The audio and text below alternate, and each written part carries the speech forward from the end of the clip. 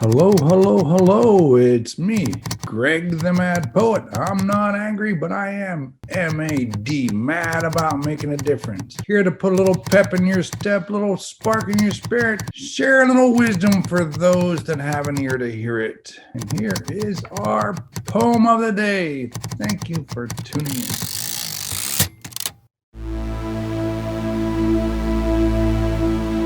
Nature and nurture. It takes nature and nurture to achieve restoration. We need a quiet place for a deep soul exploration.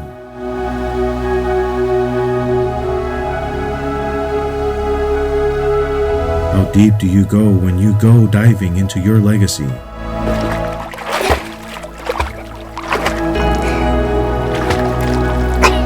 There are so many self-imposed slaves that need to be free. Modern-day slavery's chains, they come with so many a link. So many of us make our own shackles by the way that we think.